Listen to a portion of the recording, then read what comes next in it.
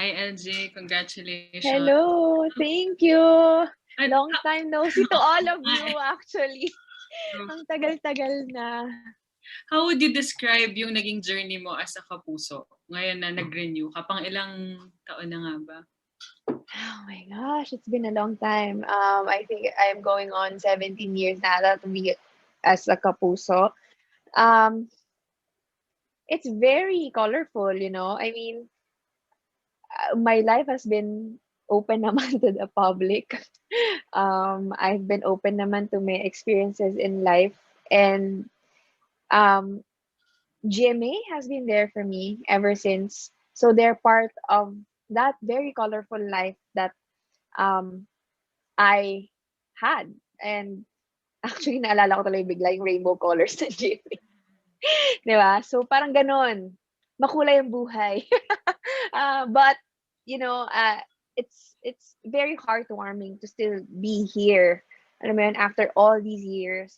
Hindi ko alam bakit, pero parang last night ata or the other night, parang may nagtag sa akin sa Instagram of an excerpt from Starstruck, ganyan, na video, ganyan. Tapos parang nakaka-reminisce din talaga na, uy, grabe, sabi ko, ba't ang liit ng boses ko dyan?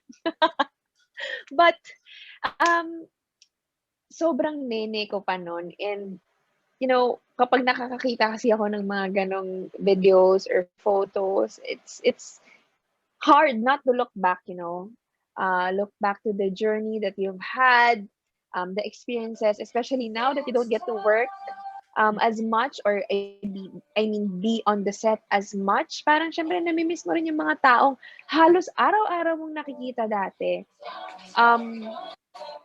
But syempre, hindi ko rin naman gustong umalis at iwan yung mga anak ko sa bahay. So, uh, uh, grateful ako. In general, I'm so grateful. I am so happy. I am ano, very at a certain point it's very rewarding that you are still here. You are still family with the same family that introduced you to this industry. Mm-hmm. And for my last question, kasi si Summer nag-viral last year yung acting workshop nila ng daddy niya. Kung magpapaalam ba si Summer, tsaka si Aki ba may interest sa showbiz, papayagan mo ba sila? As child actors and yeah. Alam mo, lagi kong sinasabi, lagi namin na pag-uusapan ni Pao. Kasi ako hindi ko na-experience na maging child actor. Alam mo yon? So I always tell him na, paano ba noon? Pero sabi niya, ibang-iba noon. Alam mo yun? So, pero at the same time, we both agree na it's better for them to have somehow, kahit papano, kahit papano, to still have a private life. Yun yung magkaroon muna sila ng education. Pwede naman gumawa ng projects, pero on the side. But basically, mas gusto namin na magkaroon sila ng normal life muna. But it's different now eh. Kasi kahit naman hindi ka artista, there's social media, di ba? So parang medyo kahit papano you are putting your life out in the open naman talaga. But kami kasi, especially we're both in the same industry. So parang feeling lang namin, gusto namin both of them to have a certain kind of privacy pa rin as they are growing. Kasi yun yung comparison namin ni Pao eh. I had my fair share of private life before I entered show business. I mean, hindi naman ako matanda na pumasok, but you know, I was able to experience school na normal, you know. I was able to experience high school. I was able to experience college ng habang working. So, gusto namin ma-experience nila yung life. So, as much as possible, we prefer na kung meron man, siguro yung hindi magiging balakid sa pag-aaral nila at yung normal path sana nila. But, you know, kasi anytime naman eh, since we're in the business, if ever they would choose, di ba, to be part of the industry, I mean, mas gusto naman namin na i-guide namin sila kaysa i-prevent namin sila, di ba? Pero si Aki ba nagpapakita ng interest sa showbiz? Dati, mahilig talaga siya mag-perform, like dance, ganyan, when I bring him to GMA. But now, parang nagkaroon siya ng naging conscious siya. Siguro kasi nabibinata. So parang, mas naano siya na parang kailangan yung ipopost yung picture niya is yung gusto niya. Alam mo yun? Yung gusto niya, hindi yung maayos. Basta dapat gusto niya. Parang ganon. Pero sanay na rin naman siya because we shoot sometimes from home, yung mga social media projects namin and vlog, ganyan. Natututo na nga rin siya paano mag-shoot ng vlog. Thank you and congratulations. Thank you, Kate. Thank you. Thank you, Ms. Kate. Before we move on to our next question, of course, we'd like to acknowledge the presence of Mr. Vic Del Rosario, Senior Talent Manager at GMA Artist Center. Hi, Sir Vic. Good afternoon po. Next question naman po will be coming from Mr. Albert Abelido of Chicanes. Hey! Mabuhay! Hello! Gusto ko naman yung energy mo. LG. Thank you so much. Thank you.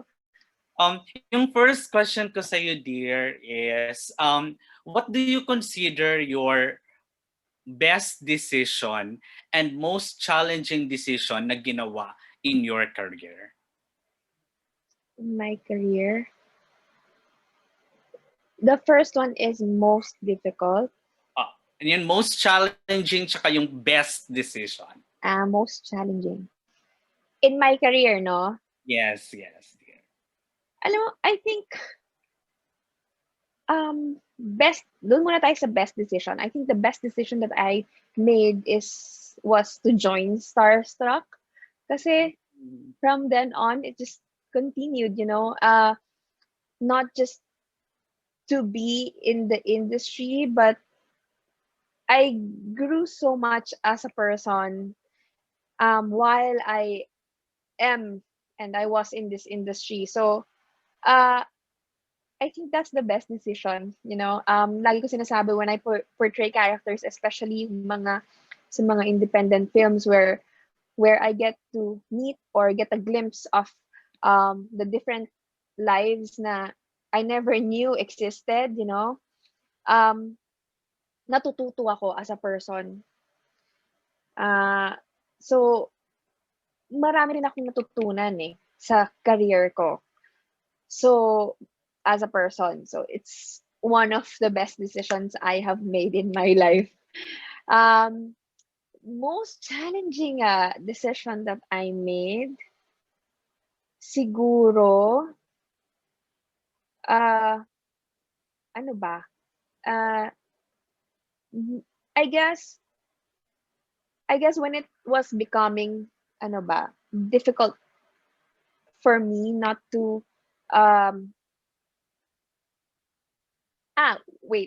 the most challenging decision always, it's not a one-time decision. The most challenging decision always is when I have to choose between time for my kids, my family, over work. So I think as a mother, I think I will always have that mom guilt. But at the same time, syempre, you work naman for them. So it's always a challenge for me na, syempre, when it comes to career, we know naman, syempre, nasa showbiz ka, maraming options. Kahit na ikaw yung option A, maraming option B, C, D. Mm-hmm. So, yung opportunities, syempre, it comes and goes. So, yun lang. I think, hindi siya one time. Always, when I would have to leave my kids to work, it's a challenge for me. How do you, follow up lang on that one. How do you feel, dear, kapag napapanood mo yung isang project na nilit go mo? Na hindi mo tinanggap because of yun na nga, you have to weigh on some options? Um,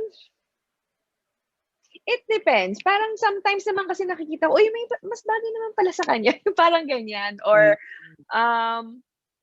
pag nakikita ko naman yung kids ko and I get to spend time with them, parang it doesn't matter na whether or not I accepted the project because time passes by. I mean, they grow up. Eventually, when they're old enough, I have all the time in the world. I mean, di na siguro bilang, I'm not sure if bilang artista pa, pero kung ano man yung gagawin ko in the future when I have, or kami ni Pao, we have all the time to ourselves again, then, alam mo yun, meron na kami ulit time to do whatever we want. Sila, they will have their own lives. So, as much as possible, syempre gusto ko naman na I'm there, alam mo yun, I'm there to witness their milestones, ganyan. So, I mean, sometimes gusto mo sabihin, ay sayang, gusto ko sana gawin. But when you see your kids, it doesn't really take a toll as much. Mm-mm. Yeah. And speaking of your kids, what's your, ano yung pinaka na-appreciate nilang project of yours? Siyempre si Aki, natungtuwa siya dun sa The Cure before. Kasi nga, medyo suspense di ba? So, natutuwa siya. I even brought him on the set. Tapos, natutuwa siya sa props, ganyan. Si Summer doesn't really have any, any preference pa because, di pa naman siya talaga nanonood ng TV and right now, wala naman akong current project on TV.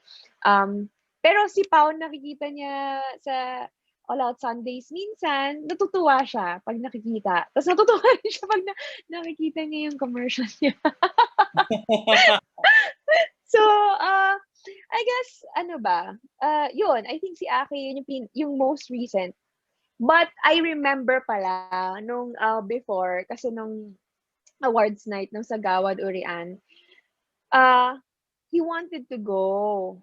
Tapos, he had school the next day. So, sabi ko sa kanya, sorry, I cannot bring you, ganyan, because you have school. Tapos, nanalo ako. Tapos, lalo siyang nalungkot na parang, I wanted to be there, parang ganon. But, yun, sana hopefully na lang in the future meron pang opportunity na ma-witness na yun. But, yun. Meron pa yan, for sure. And, like, speaking of projects naman, would you consider having a project wherein si Paolo Contis yung kontrabida? Yung siya yung kontrabida mo talaga? Oh my God, siguro matatawa kami pareho. I mean, we got to work in small projects na kami na, like yung mga guesting, ganyan.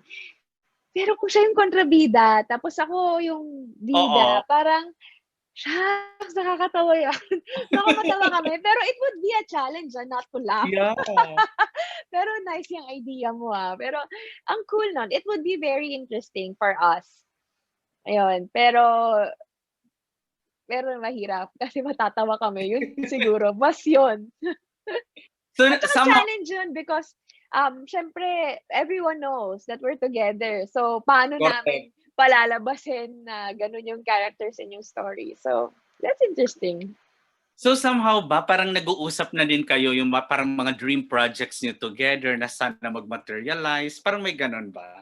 Oo, meron kaming mga stories na gusto namin gawin na hopefully in the future we will be able to produce it on our own or with the help of a producer.